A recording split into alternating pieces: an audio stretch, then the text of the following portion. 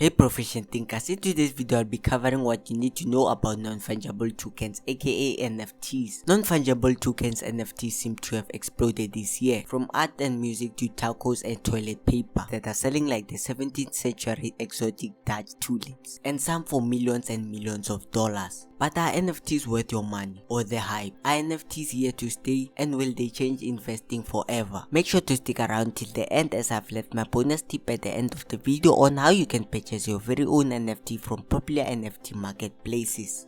What is an NFT? An NFT is a digital asset that represents real-world objects like art, music, in-game items, and videos. They are bought and sold online, frequently with cryptocurrency, and they are generally encoded with the same underlying software as many cryptos. A staggering $174 million has been spent on NFTs since November 2017.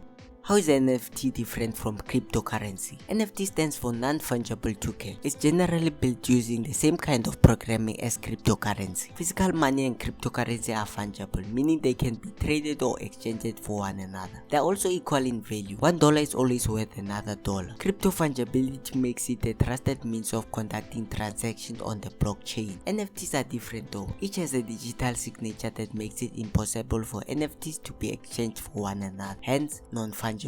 How does an NFT work? NFTs exist on a blockchain which is distributed publicly with record transactions. You are probably most familiar with blockchain as the underlying process that makes cryptocurrencies possible. Specifically, NFTs are typically held on the Ethereum blockchain, although other blockchains support them as well. An NFT is created from digital objects that represent both tangible and intangible items, such as art, GIFs, videos, collectives, virtual avatars, and video game skins, designer sneakers, music, even tweets count. Twitter co-founder Jack Dorsey sold his first ever tweet as an NFT for more than $2.9 million.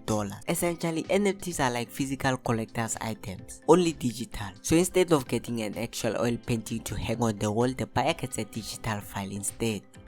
What are NFTs used for? Let's understand the fundamentals of what NFTs are used for. Blockchain technology and NFTs afford artists and content creators a unique opportunity to monetize their wares. For example, artists no longer have to rely on galleries or auction houses to sell their art. Instead, the artist can sell it directly to the consumer as an NFT, which also lets them keep more of the profits. In addition, artists can program in royalties, so they'll receive a percentage of sales whenever the art is sold to a new owner. This is an attractive feature, as artists generally do not receive future proceeds after their art is sold. Art isn't the only way to make money with NFTs. Brands like Carmine and Taco Bell have auctioned NFT art to raise funds for charity. Carmine dubbed its offer NFTP, non-fungible toilet paper, and Taco Bell's NFT art sold in minutes, with the highest bid coming in at 1.5 Rep Ether, equaling to $3,724 at that time. How to buy NFTs? If you're keen to start your own NFT collection, you need to acquire some key items. First, you'll need to get a digital wallet that allows you to store NFTs and cryptocurrency. You likely need to purchase some cryptocurrency like Ether, depending on what the currency is your NFT provider accept. You can buy crypto using a credit card on platforms such as Coinbase, Kraken, and even PayPal. You'll then be able to exchange it to your wallet of choice. You may want to keep fees in mind as you research options. Most exchanges charge at least a percentage of your transaction when you buy crypto. Once you've got your wallet set up and funded, there is no shortage of NFT sites to shop. Currently, the largest NFT marketplaces are OpenSea.io, Rarible, and Foundation.